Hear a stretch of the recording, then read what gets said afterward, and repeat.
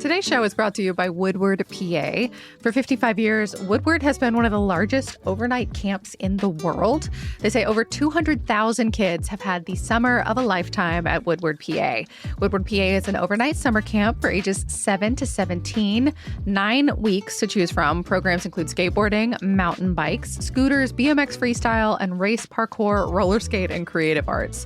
They're located 3 hours from Pittsburgh, so 30 minutes or so from State College, and Woodward is offering $300 off a full week of summer camp for any program. All you have to do is enter the code CITYCAST, all one word, at checkout and get your kid ready for an unforgettable summer. Visit woodwardpa.com. This is Your City Could Be Better, because it could be. I'm David Plotz. If you love your city and still complain about it, you're in the right place.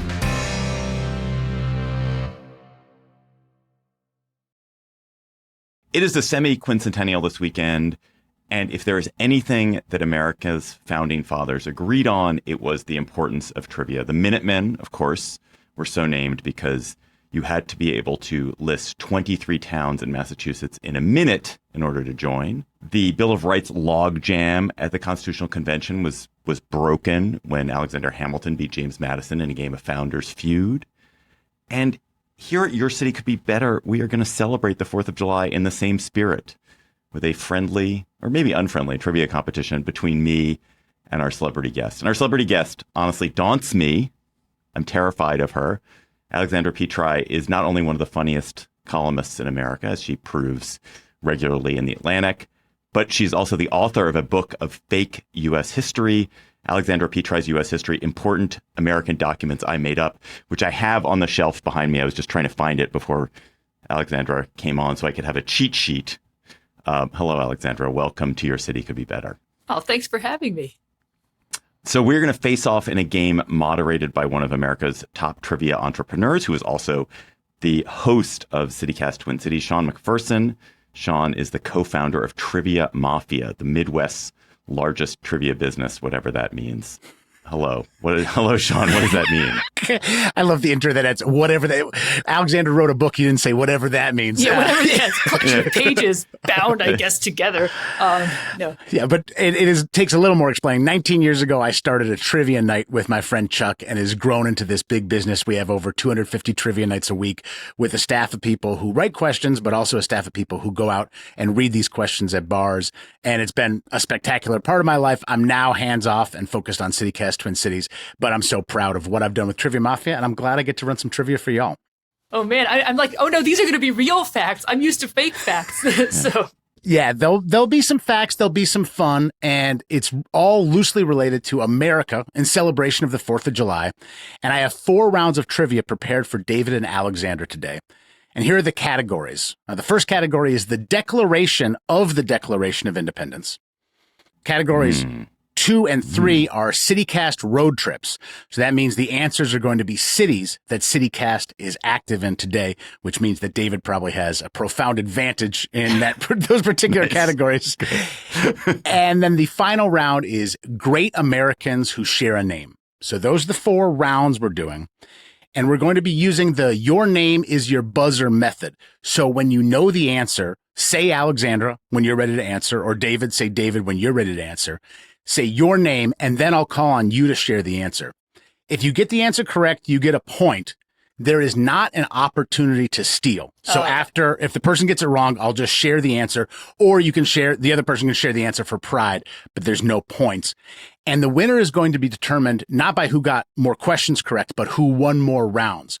So if you win the same amount of rounds, if you both win 2 rounds, I do have some numerically based tiebreakers prepared, but otherwise, that's the table. That's the plan.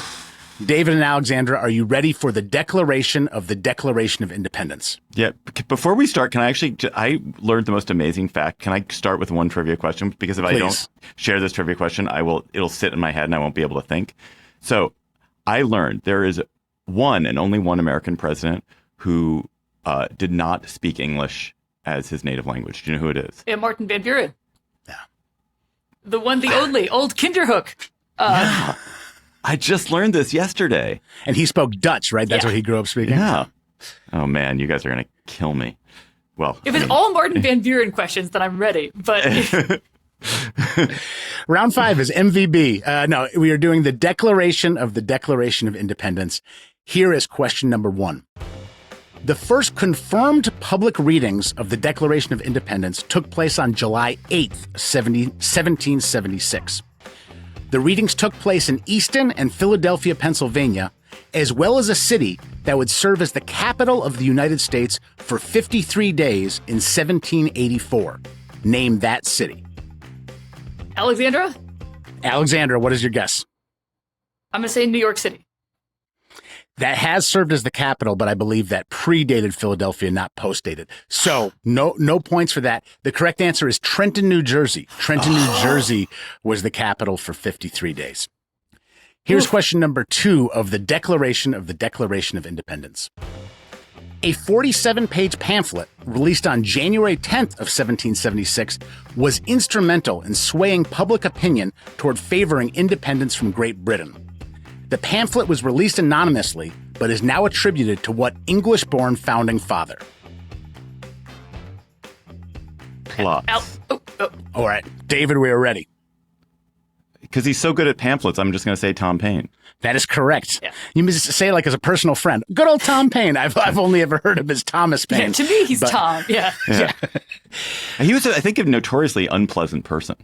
I think that I remember A real learning pain, that. if you will. Yeah. No points for jokes. So I cannot give you a point for that one, Alexandra. Here is question number 3 of the round. John Trumbull's painting, The Declaration of Independence, has become the standard depiction of the famous signing. On what denomination of money can you find a reproduction of that painting? Plotz. We're ready, David. The $2 bill. That is correct. Here is another question. The first translation of the Declaration was published July 9th, 1776 in Philadelphia. What language was the Declaration first translated into? Petri, I'm ready, Alexandra. I'm going to say French. That is not correct. I'm so You're sorry. kidding me. What? German. Oh. It was first translated into German for Philadelphia communities. What were we doing? Oh, my God. Wow. This Strong one and is wrong. Okay. That was I'm 0 tough. for 0. That was tough. This is the final question of this round and is a little bit related to the Declaration of Independence. Benjamin Franklin would likely have had a larger hand in writing the Declaration of Independence, but he was sidelined at the time with a form of inflammatory arthritis. What is the better-known Petri. name for... All right, Alexandra. Gout. Gout is correct. Yes! One. Well done. That does mean that David wins this round Yep. because David had 2 correct and Alexandra had 1 correct. How is everybody feeling? You like the format? You comfortable? Oh, yeah. I mean, not really, but okay. Okay, so this one is called a CityCast road trip. Here's the situation in this. Every answer in this round will be the name of a CityCast city, meaning a city that we have a newsletter podcast going in. What is the second most populous state capital in the U.S.? Plotz. All right, David, what's your guess? Austin? That is correct. 1 point. Question number 2. What was the first state capital in the Confederacy to be taken by Union forces? Petri? Plotz. Oh. You go. Go ahead. Yeah, we're giving it to Petri. I'm going to say Nashville. That is correct. 1-1. Well done. What city has acquired more professional sports teams in the U.S. in the past 10 years Plotz. than any other city? David. Las Vegas. Yeah. Las Vegas is correct. What city is home to the self-proclaimed largest independent new and used bookstore in the world? Plotz. All right, what's your guess, David? Portland. That is correct. Owl's Books. I've been there. It's a great bookstore. What city is home to America's oldest zoo?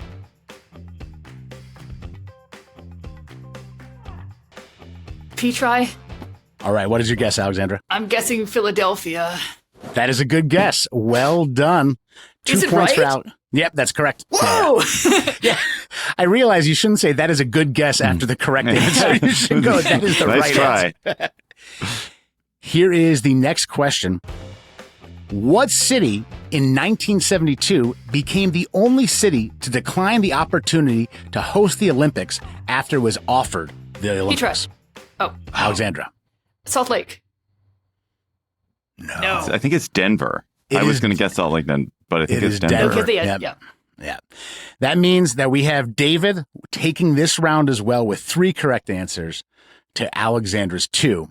The category is really unfair, though. I would like to put an asterisk on that category.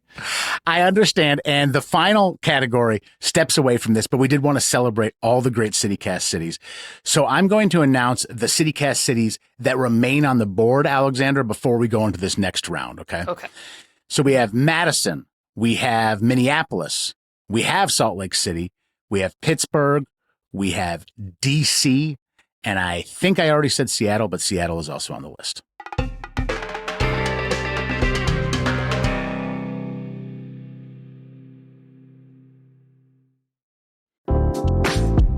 Hi, I'm David Plotz. I'm the CEO of CityCast, a podcast network that includes this show you're listening to, and also 12 other CityCasts in 12 other cities.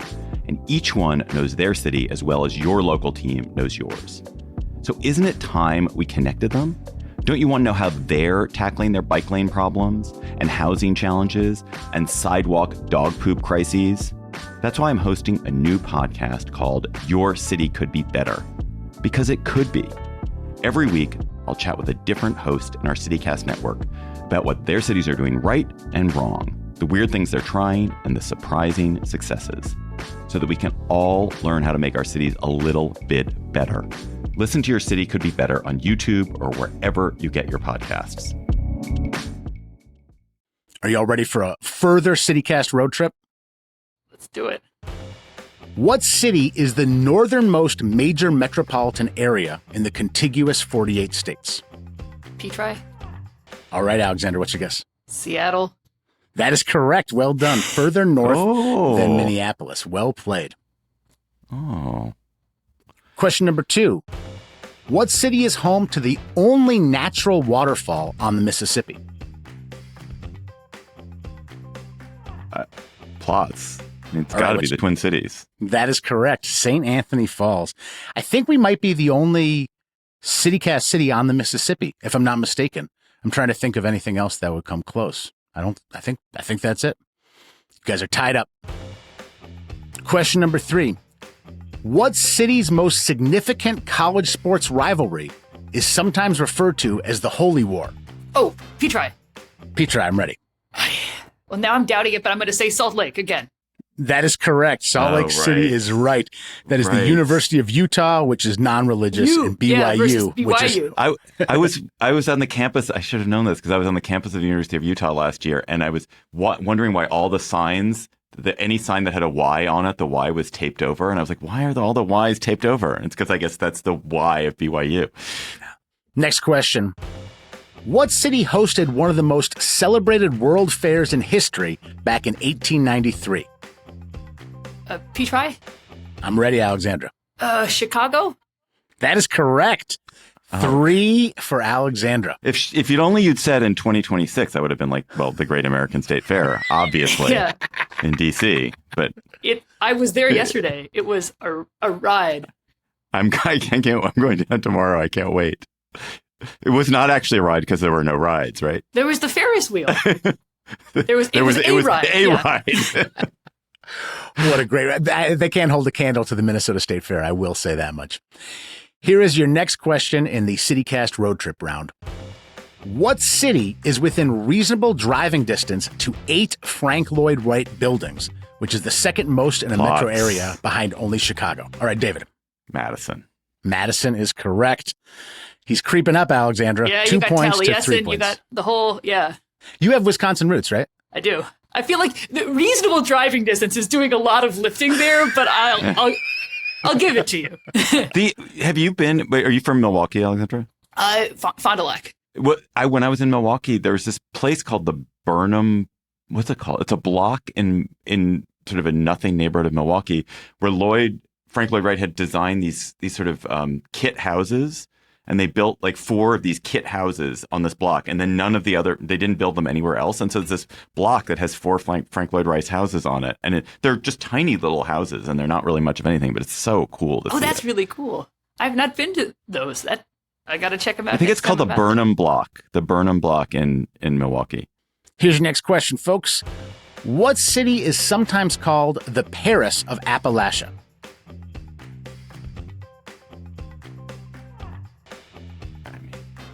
Plotz, I guess it's Pittsburgh. That is correct. I think it's called that by very few people, but it's on the Wikipedia page, so we are honoring it. Here is the final question. Right now, y'all are tied with 3 points apiece. What city elected their first mayor in 1975?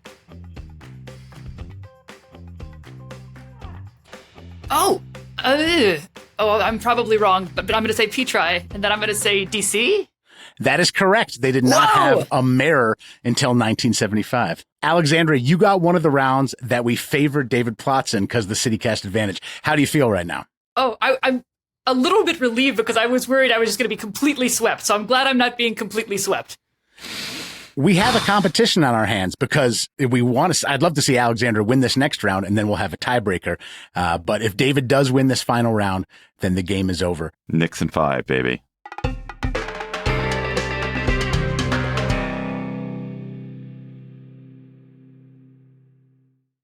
This round is called Great Americans Who Share a Name.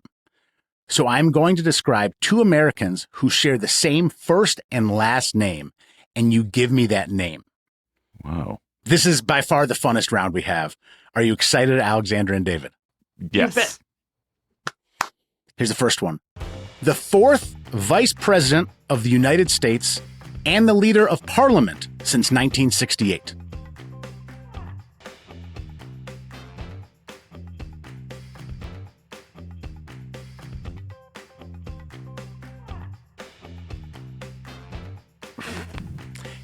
Plotz. Okay, we're ready. James Monroe. I'm just going to guess that Monroe was Madison's vice president. No. Okay. This person also had a dual role as the leader of Funkadelic, George Clinton. George Clinton has been the leader of Parliament since 1968 and was the 4th vice president. I was thinking of the wrong Parliament, and I was like, we didn't have a vice president named Prime Minister. What are you talking about? But that's on me. Here comes the next one. An actor celebrated for his collaborations with Ryan Coogler and the wealthiest athlete of all time. Petri, go for it. Who is Michael Jordan? That is correct. Michael Jordan and Michael B. Jordan. Next one. The longest serving judge on American Idol and the replacement for Jermaine in 1975. Plotz. Go for it, David. I like you were going straight to Jeopardy. Who is Randy Jackson? That is correct. David, you got that one, so we are tied up. Here's the next one. The subject of a #1 hit for Kim Carnes in 1981 and a legendary funk vocalist famous for her racy song, He Was a Big Freak. Plotz. Go for it. Betty Davis? Betty Davis is correct. The funk vocalist, Betty Davis, and the actor, Betty Davis. Final question. Is that possible? Ooh, okay. The filmmaker, famous for writing and starring in Swingers, and the speechwriter and co-founder of Crooked Media. Oh, Petri, we're ready. Jon Favreau. That is right. That means we have a tie for this round. So first we have to settle that, and then we'll go to the tiebreaker. It's like multiple tiebreakers. Multiple tiebreakers. Okay. Wouldn't it have been funny if that Jon Favreau was the same person? It took me a while to realize it wasn't the same person. I thought Randy Jackson was the same Randy Jackson, like who joined the Jackson definitely, 5. Yeah, definitely and I was thought that. wrong about that. Yeah. So for our numerically based questions, you want to get as close as you can, whether you go over or under. It's whoever gets closest. And by an arbitrary coin flip, we'll let Alexandra guess second on this one and David guess first. And this is to figure out who wins round 4. And again, there's no worry about you going over or under, Alexandra. It just, you want to get as close as you can, and then David wants to get as close as he can after that. How tall is Michael Jordan? 6'6". Which Michael Jordan? I did not say B, not Michael Bartholomew Jordan. How tall is Michael Jordan, Alexandra? I'm going to say 6'8". 6'8". David was on the nose. He is 6'6". So that means that David wins that round. And that also means the game. He is the champion. Your city could be better, but David Plotz could not be better at this trivia game because he aced it. So well done, David. Alexandra, it was nice of you to come on, especially the way we rigged the questions in advance. No, I do feel I'm gonna have a recount. I'm gonna demand a recount, and I'm gonna get them to mail me the true ballots. And we'll look. I feel like this. a Michael Jordan question, like asking a man of my age who played basketball a Michael Jordan question is a little bit of a gimme. It's not. That's No, don't worry. There are plenty of people whose heights I don't know. Not just Michael Jordan's height, but also many other people's heights. So, do you know the amazing Americans who have the same name, just in the spirit of this, or people have the same name? You know that Bill Wyman. There's a journalist, Bill Wyman. Do you know this journalist, Bill Wyman? And there's Bill Wyman, who was in the Rolling Stones. And Bill Wyman, who was in the Rolling Stones, once sent a cease and desist letter to Bill Wyman to say he couldn't write under the name Bill Wyman, even though Bill Wyman he'd been Bill Wyman longer than Bill Wyman had been the Rolling Bill Stones Wyman. that existed. I did not know that. I know Bill Wyman, the bassist, but I did not know Bill Wyman, the journalist. Yeah, there's a Bill Wyman journalist too. There's another David Plotz journalist who's my cousin, but he doesn't write as David Plotz. There's another Alexandra Petri who's a journalist, but I think she pronounced it Petri. Alexandra, would you say you learned more about U.S. history writing a book of fake U.S. history, or more from just life?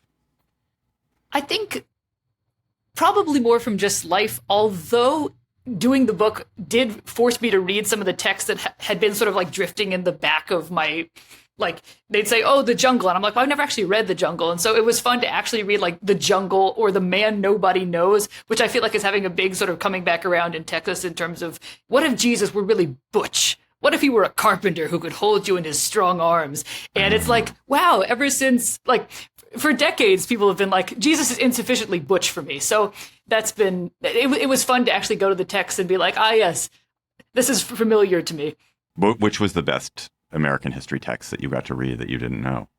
I did love The Jungle. The Jungle was a hit, except I did think that Jurgis Rudkis, our protagonist, was going to fall into a vat and become rendered into sausage at some point, and he didn't, which I guess is a spoiler for anyone who hasn't read The Jungle yet. But it was one of those things where I kept I'm like, he's only got like 20 pages left, and I guess he's going to have to fall into that vat really soon.